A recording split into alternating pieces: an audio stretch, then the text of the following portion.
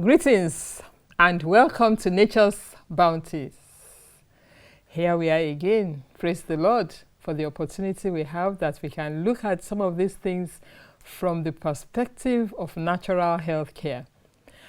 Now I want to look at a very important topic that to a large extent, personally for me, it distresses me.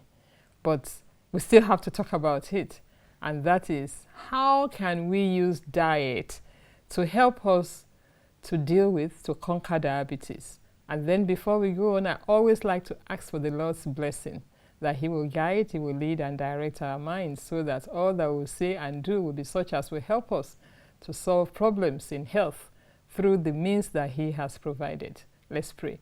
Thank you, Holy Father, for the opportunity we have that we can look into the things that others have learned and search and find out what can we do to help us to be in better health or to maintain our good health by your grace, because we ask in Jesus' name. Amen. Conquering diabetes, the dietary answer. How can diet help us to overcome this problem that seems as if it's becoming a household problem? How can we deal with it? How can we work with it? What can we do to be sure that the things that are distressing our bodies can be reduced to the minimum? And diabetes is one of them. What is diabetes? There are many types of diabetes, but the one that is the most common is the one that is called diabetes mellitus. And this particular one, research upon research has shown us that it is caused by diet, primarily lifestyle. If lifestyle is the cause of a disease to a large extent, then lifestyle is also what will help to conquer the problem. Makes sense? Yes, it does. Diabetes is a problem with metabolism. What we eat, how it is broken down in our body, and then how our body absorbs the nutrients from the food that we eat. Now, glucose, sugar, glucose is what our cells feed on, our brain and every part of our body. That is what they eat. Glucose is their food. The food that we eat is converted to glucose. When it is not properly digested, or when it is not properly absorbed, because it is often said in natural health care, it's not what you eat, it's not what you even digest, but it is what you absorb. Now, when we absorb glucose into our body through cells into every part of the body, the blood itself being the transporter of all of these nutrients, especially glucose, and for whatever reason, in metabolism gone haywire in the wrong way, not operating as it should be, diabetes happen and the body is in distress. And then, sadly, and this is the part that really distressed me, millions are dying from this problem, these particular health issues. Generally, people used to say, oh, it's the problem with those who have affluence. It's the problem with those who have a lot of money. And because they eat a lot of food and they eat a lot of this and lots of nice things, so to say, that's why this is their problem. But no more. No more as we are talking now. No more is diabetes the problem with only the affluent. It has come to the grassroots, to everyone. Why? I found out that the most important factor is because we do not have the knowledge to help us understand how to deal with this problem. The healthcare practitioners will do their best and do whatever they can, but when the rubber meets the road, when it comes to our health issues, this person is still in charge of her health.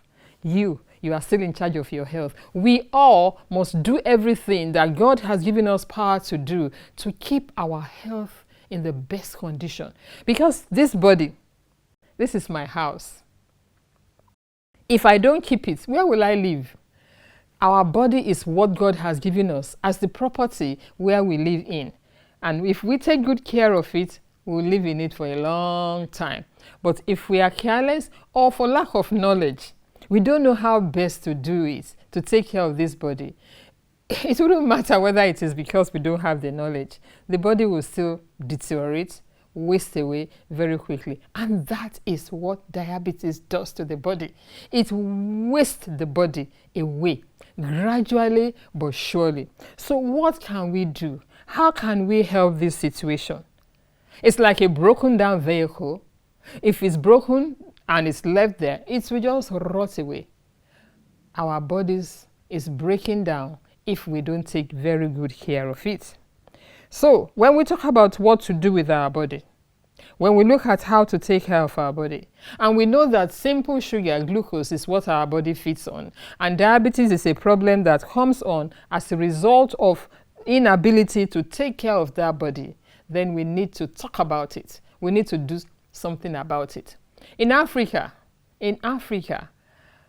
at least, this is what statistics is telling us. This is from WHO Regional Office for Africa, and it says 15% of adults 25 to 64 in age have diabetes. That's a lot of people. 15% of adults between the ages of 25 to 64 have diabetes. Why should anyone die from this problem? I often ask myself if there can be solution to help, and if lifestyle is a factor, then those who are in lifestyle issues should talk about it and see what can be done to help everybody else that will listen. As I continue to study in my growing in the knowledge of natural health care, something continues to meet my view, and that is, what is the cause of diabetes? It seems as if generally what is thought to be the problem is not really the problem. Since 1927, there was a research that was done by Dr. Sweeney. That research took healthy, strong, young medical students and divided them into two. Half of them were given a very high sweet diet for 2 days. Sugar, candies, sweets, all of those sweet things that they put a lot of sugar, honey, name it, into it. And they did the tolerance test. That is the test that is done to see how well our body takes in glucose. When this tolerance test was done for this group of medical students, they found that there wasn't much differences in their blood sugar levels. They were able to tolerate and digest the sugar, absorb it properly. Now, the other group that was given another type of diet, a high-fat diet, margarine, cream, butter, oil, mayonnaise, and all those high-fat foods, 2 days on the diet, and they were giving them the glucose tolerance test. What did they find? Healthy, young medical students, 1927, they found that they developed high glucose levels in their blood to high diabetic level. They had to stop quickly. What was the difference? They found that it was difficult, as more studies were done in these areas, that it was difficult for the cells to process and to keep the sugar. Insulin is being produced once we have a lot of glucose in our bloodstream, and insulin will feed the sugar into the cells and allow the cells to keep the sugar until it is needed. So it will be kept as glycogen, and then when we need it, our liver and so forth, the brain giving the signal, they release into the blood, and then energy will be produced, because it is energy we need to live. Our brain is fed on glucose. But when the fat is too much and is going into the cells, it coats the cell, not enabling glucose to deposit the sugar properly in the cells that are supposed to keep the sugar. Therefore, sugar floats in the blood very freely. And then, when blood sugar tests are taken, in the blood there is too much sugar, because the cells are not able to keep the sugar. The gates, the mechanism that should open up and allow insulin, which is like a spoon, to take the sugar and keep it in the cell, they are incapable of doing their work because of the high fat content in the food that has been absorbed into the blood, and the cells are loaded with this fat. Therefore, the mechanism that is supposed to do this work is not able to do it properly. And in the several years that I have been in natural health care, this had been an issue. And I have had, by the grace of God, individuals who have looked at it and said, well, let me test this out. Let me see if I can try this and see if it works for me. And I tell you what, it's been working. Because when I looked at the graph, and it's something that we can look at very well, put Dr. Sweeney on the internet and look at this research and read the entire document. It's amazing.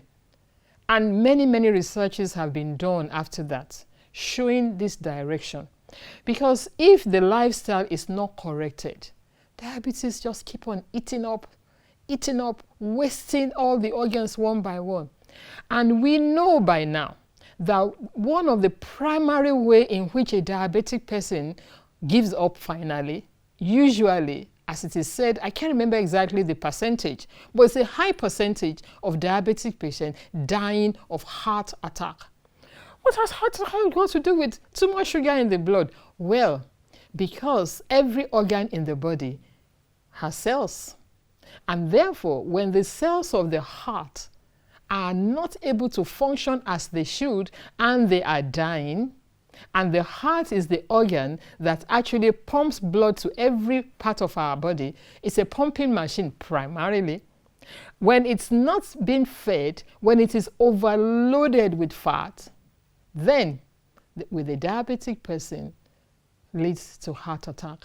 Of course, there are many complications with diabetes. Eye problem. I have met a woman that told me when I didn't see her in the market and I went to look for her, and she said, if I had seen you 3 weeks ago when I could not come to market at all, my blood sugar was so high, I wasn't seeing. And I was wondering, I don't eat sugar. I don't eat any of those things that they said we should not eat in any of those drinks. I don't drink them. Why is it that I have such high sugar content in my blood? And I helped her to understand that how do you eat? What do you eat? But she was eating a lot of oil and fat.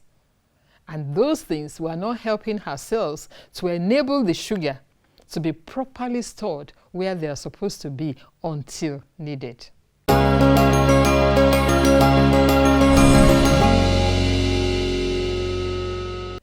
Others will have limbs that they will need to cut off because there isn't blood flow and enough circulation to reach those areas, especially in the periphery, in the toes, in the legs.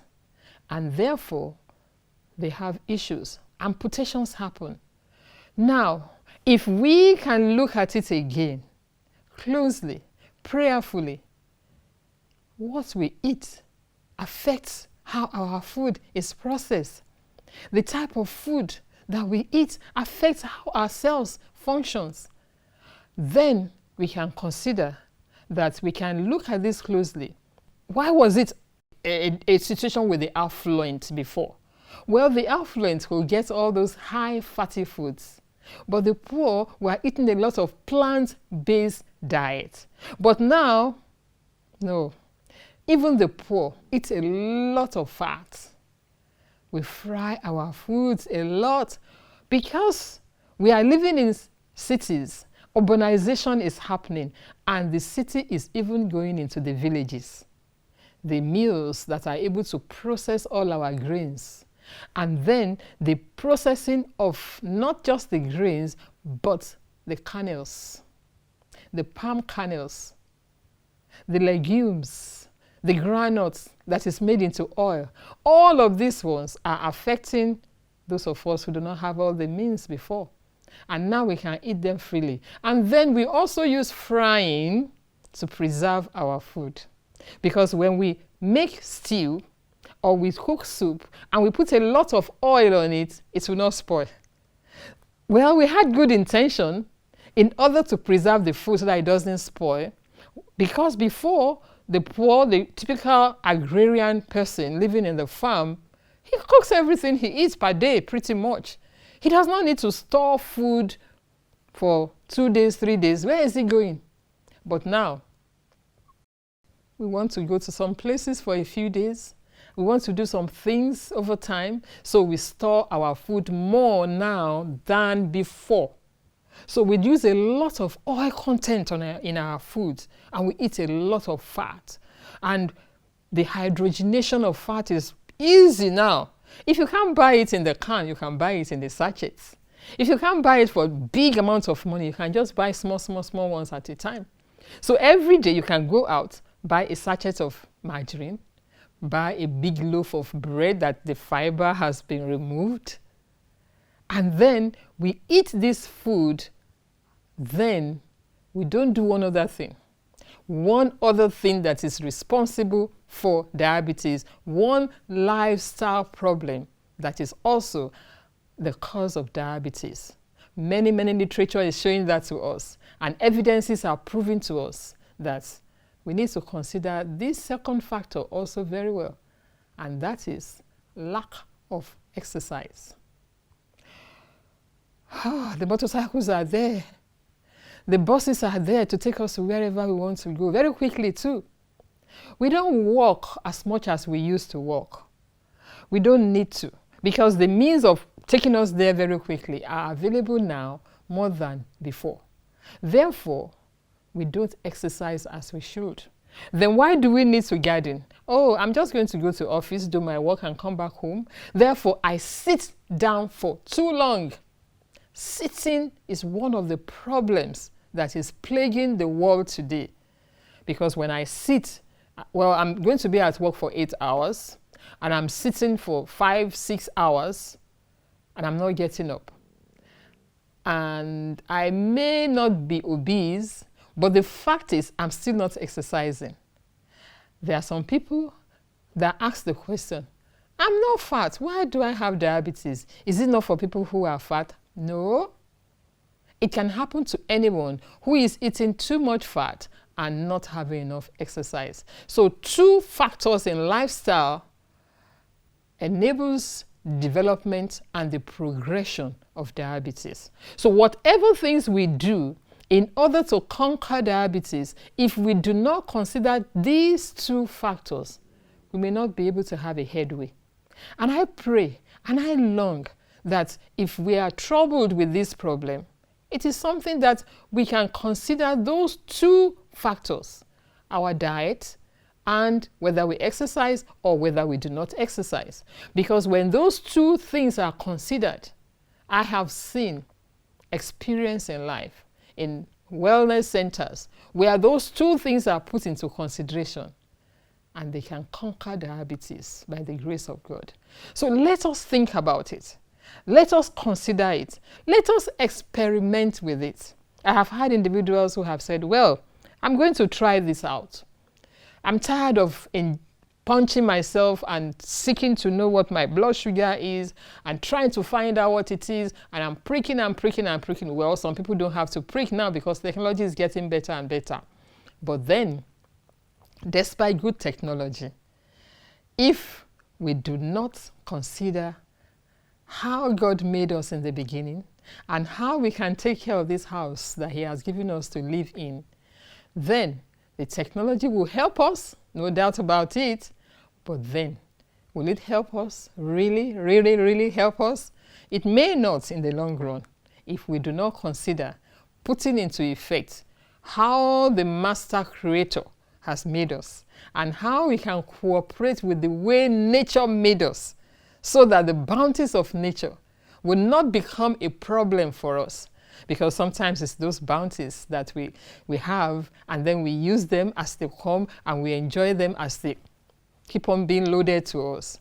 But if we use them close to nature, we will not have problems. So what are the diet patterns that can help us to conquer this problem that has become becoming to a large extent a plague, if I can use that word, because it's all over. Before you talk to a person in my profession, here, there, you talk about this, they say, well, I have diabetes, or my husband has diabetes, or my mother has diabetes. Every household seems to have a diabetic person there. Well, dietary factors. It looks simple, but it's effective. Plant-based diet. What does that mean? Grains, as nature packaged it. Once the shaft has been removed, initially from that the farmer has done to get rid of the shaft before it is sold to us, the coating that surrounds our grains, we should eat them. They are very good. They are not digested or absorbed into our blood, but they have the work that they do. They act as sponge. They take in all that we do not need in our body, and then they enable bulk so that we can excrete them properly. So they have the role that they play. All refined, that's what it means. All refined whole grain. Now, if we want to take our oils, the best way to take them is in the unrefined state. In Nigeria, for instance, when they take the palm kernel that is used for palm oil and harvest it, it's still in the kernel, cooked with some water, then pounded to remove the skin, and then squeeze out that skin, you get a lot of oil. And then this oil is still in water, and there's some fiber still present in it. And then this is used to cook the soup. It's far better than to use the oil that has been processed properly with machines and so forth, and it has been devoid of fiber totally. And then we not only use them a lot, we put them back in fire, fry them again, destroying the natural chemical composition to a great extent. And the body has no need for it because it's strange to our digestive system. They don't know what this is. The small intestine, where it's supposed to begin to process the oil, is wondering, what's this? If one can listen to our stomach or our intestine talk. And then a lot of bile is produced. And research is showing us that even when we look at cancer, those who come down with cancer, and post-mortem shows that they have a lot of bile in their digestive system because there is a lot of fatty substances to break down.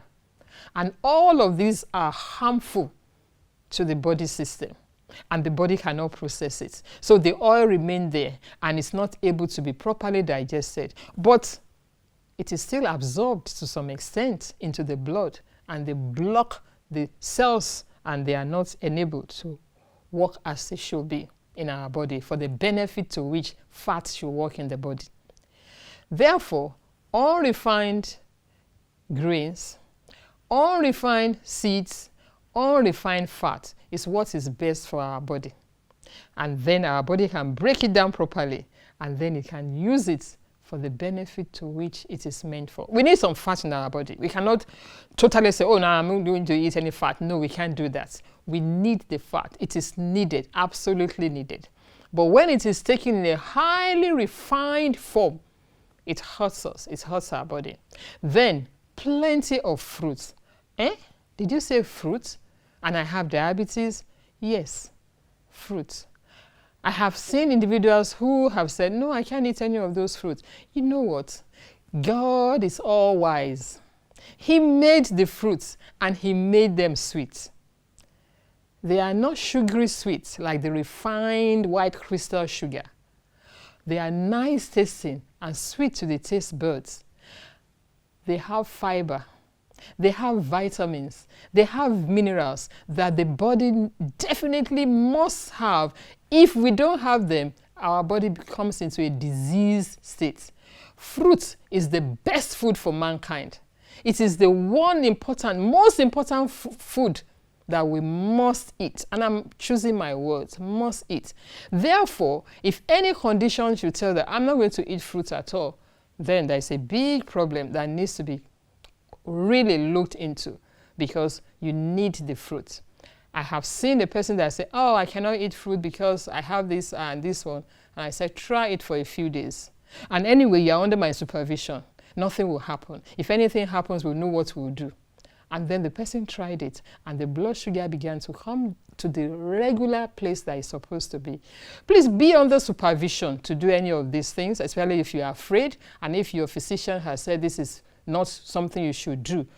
Definitely be under supervision so that you don't go and do anything hasty that can harm you some more.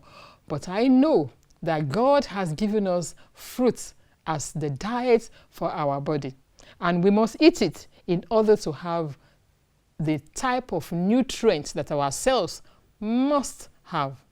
Then, adequate water intake, exercise. What type of exercise is good? Well, simple exercise. Walk. Take a good walk, especially when you have just finished eating.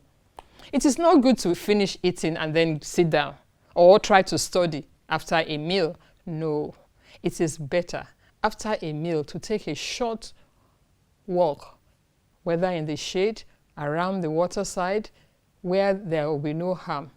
It is not good to finish eating and go and take a seat, especially if your glucose level is high. It is not a good thing at all to finish your meal and then not move around. It is very, very important. And if by the grace of God we are able to do this to help anyone, then we have conquered this disease that is killing so many people and bringing distress to so many of us. The leading cause of diabetes is still high blood pressure, heart attack, heart problems, and so forth. And therefore, we must face it. So when you say, oh, we have high blood pressure adults, too many in the society, check it out. They may also have diabetes. By the grace of God, if we get more education in this area and we trust God to help us to do that which we know is right, which will still be going back to what God has given us so that we can be in the best of health. And I trust that the Lord will help us all, that our family members, especially our parents, our friends, and so forth, will be benefited by this education that we have, so that indeed knowledge that is said to be power, when we have the right knowledge, will indeed be a blessing to you and to everyone. May God bless you and keep you and continue to shine his face upon you. I pray and trust that the Lord will help as I trust him, and I believe that all of us will do the same.